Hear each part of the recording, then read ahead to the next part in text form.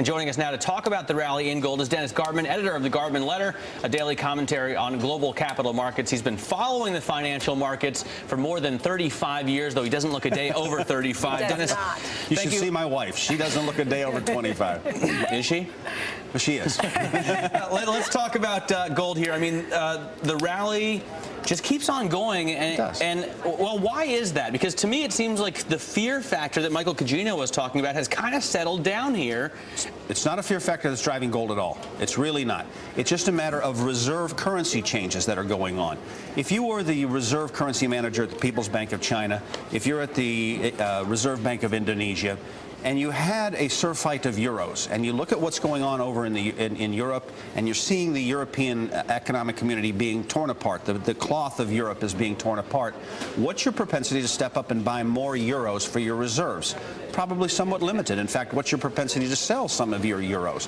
Where else do you go? You probably have a surfeit of dollars. You have no choice. You're going to gold. It is not a fear-driven factor. It is a reserve-driven factor, and that's why people don't understand what's happening So here. What's a more realistic price in your view? 1255 is what we're closing at here today. Let me think. Higher. People won't like my answer, Carol, but the answer is the same one I'm going to give you for the last 2 years. It's going to go up. It will continue to go up until it stops going up. I've been at this business 35 years. That's the best answer one can give you. Have I any idea where it will stop? No, I do not. All I know is that the movement is from the lower left to the upper right on the charts, and it's going to continue. Right.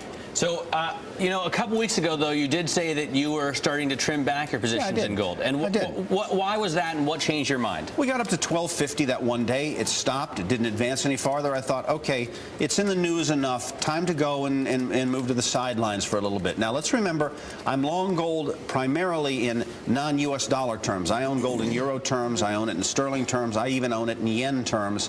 I really don't own much gold in dollar terms. But everybody thinks in dollar terms, so at 1250 stuck in everyone's mind.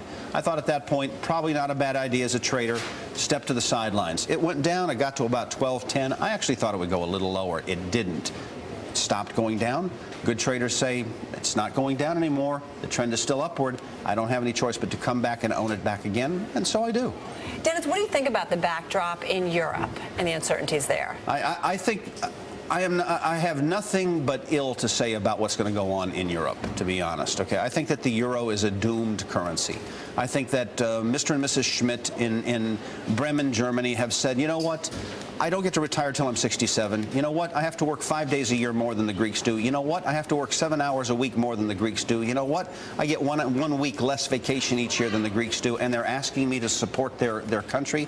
I've had enough. I brought in my own country 20 years ago. I joined my cousins in East Germany. And it wasn't necessarily a pleasant experience. It was not a pleasant experience at all. It was an unbelievably expensive experience. They understand this, and they're saying, I've had enough. At the basis of the economy, Mr. and Mrs. Schmidt, who go to work every day, run their own business, go to the factory, work hard, are saying, I don't think I want to do that. That's why Miss Merkel finds herself in difficulty politically. Right. The Germans are simply saying, I've had enough. You know, I think you're definitely right, and I spend a lot of time, obviously, in Germany with German people, but they have already gone over the major hurdle, right? I mean, they've already provided the first round of help here. They're coming back a second and a third and a fourth time. Do you think they need more? Of course they will. Anybody who doesn't think that they're coming back, my old rule in the business is there's never one cockroach, i.e., when you have a problem, there's always going to be another problem. There's always going to be another problem. There will be another problem. So we know that Greece is coming back. Spain's going to come. Portugal's going to come.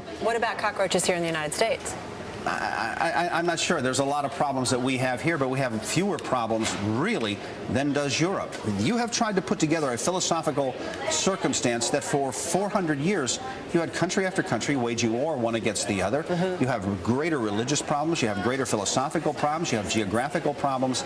As I like to say, the difference between Virginia and California is much smaller than the difference between Brussels and the boot heel of Italy. Those philosophical problems are chasms in size. But then you don't worry significantly then about the kind of growing, the growing deficit here in the United States. I worry about everything all the time, Carol. But do you think it's going to be significantly problematic? I think that we have a regime in power in Washington right now who wants to make our deficit demonstrably larger than it is. I worry about that. But I don't worry about it as much as I worry about the problems that are going on in Europe. It's all relative. Yeah, well, everybody has problems. It's a matter of whose problems are relatively larger than who else's problems. But if those problems that you're worried about over in Europe, Dennis, I mean, how much of an impact do you think that they could ultimately have on the United States? How much do we export to Europe? A very little bit. I'm much more worried. If I'm going to be worried about who we export, I worry more about what goes on in Canada as far as the United States economy is concerned than I worry about Germany. If you look at how much we export across the border, import back and forth to Canada, it dwarfs what we do with Europe. It dwarfs what we do with Europe. So we should be more concerned about what's going on in Ottawa than we should be worried about what's going on in Berlin. Let me ask you, bottom line, we only have 20 seconds left. The euro, you think, is doomed. How much further do we see it go down, or do you think it's really completely doomed? I think it's completely doomed. I think it goes to parity. I think it goes to 70 cents. I think it goes to 50 cents. I finally think that the Germans, it will either be that the Germans say we've had enough and we withdraw, and then I'm going to be very bullish of the German economy, or they tell the Greeks you're out. One of the two. I don't know how it ends. Right. But I think it ends up north versus south. North being fiscally responsible, better productivity numbers, the south being not so much. Dennis.